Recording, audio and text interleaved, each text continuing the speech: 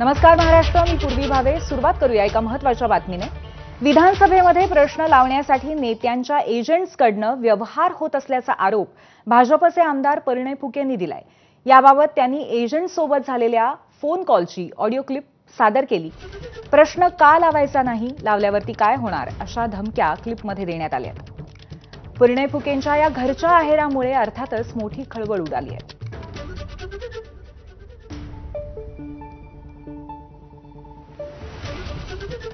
आपल्या विधान परिषदेचे आमदार परिणय फुके आहेत. त्यांनी काल सभागृहामध्ये एक अत्यंत गंभीर विषय उपस्थित केला की काँग्रेसच्या एका ज्येष्ठ आमदारांनी विधानसभेमध्ये प्रश्न उपस्थित करण्यासाठी आणि लक्षवेधी लावण्यासाठी त्यांच्या एजंटला पाठवून पैशाची मागणी केली.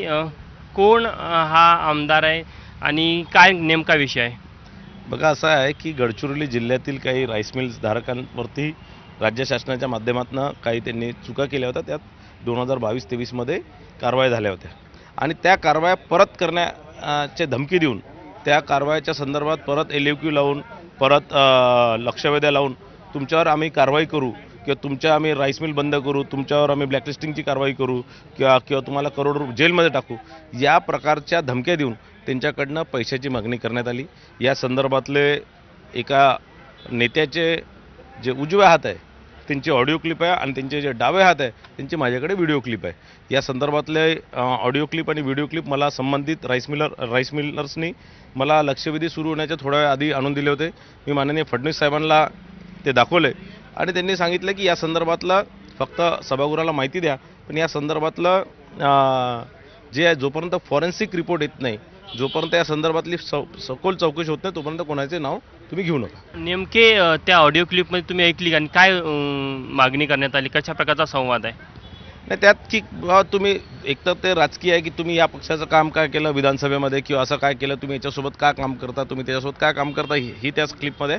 आणि त्यात पैशाची मागणी त्यांनी केलेली आहे आणि त्यात आणखीन की याच्या पहिले याच प्रकारच्या लक्षवेधी लावण्याच्या संदर्भात जे होते त्या संदर्भात जो पैशाचा देवणघेवण झाला होता त्या संदर्भातचं त्या ऑडिओ क्लिपमध्ये सगळं संभाषण आहे. तुम्ही नाव नाही घेतलं, पण पूर्व विदर्भातील धानपट्ट्यातील एक मोठा काँग्रेसचा नेता असं म्हणता येईल का?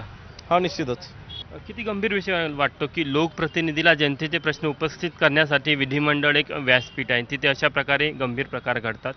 बघा, असं आहे की विधिमंडळ हे एक आम्हा सर्वांना या विधिमंडळाच्या आयुधाच्या माध्यमातून लोकांच्या आशीर्वादाने आम्ही आमदार झालो आणि या आयुध आम्हाला वापरायला भेटले आणि या आयुधाच्या माध्यमातून आम्ही महाराष्ट्राच्या जनतेला न्याय देण्याचं काम करण्यासाठी आम्हाला तिथे निवडून दिलेलं आहे किंवा आम्हाला तिथे नेमलेलं आहे. एखाद्याचं वैयक्तिक भांडणं किंवा वैयक्तिक दुश्मन्या निभवण्याचं किंवा ते दुश्मन्या सेटल करण्याचं ते व्यासपीठ नाही आहे आणि त्या प्रकारचं ते सभागृह किंवा त्या सगळ्या आयुध हे सगळे वैयक्तिक दुश्मन्या काढण्याचेही अनेक लोक त्याचा वापर करत असतात. मुख्यमंत्री अत्यंत गंभीर दखल घेतली या गोष्टीची. निश्चितच माझी मग काल सभागृह झाल्यानंतर माझी ते चालले गेले, माझी भेट नाही झाली, पण मी आज त्यांची भेट घेऊन या संदर्भातली पूर्ण माहिती आणि पूर्ण चर्चा त्यांच्यासोबत करणार आहे. जे व्यासपीठ सामान्य नागरिकांचं त्यांचे प्रश्न मांडण्यासाठी आमदारांना उपस्थित होतं आणि त्यामध्ये त्या वेगवेगळ्या आयुधाच्या माध्यमातून जनतेचे प्रश्न उपस्थित केले जातात, मात्र जर का तेच प्रश्न उपस्थित करण्यासाठी पैशाचा व्यवहार होत असेल तर हे निश्चित अत्यंत गंभीर आहे. आणि या संदर्भात परिणय फुके यांनी विधान परिषदेमध्ये जो मुद्दा उपस्थित केला त्या संदर्भात आता सरकार पुढे काय भूमिका घेतं हे बघणं महत्त्वाचं राहणार आहे. कॅमेरामॅन अतुल हेडेसह तुषार कोहळे, ABP माझा, नागपूर. वळूयात पुढच्या बातमीकडे. राष्ट्रवादी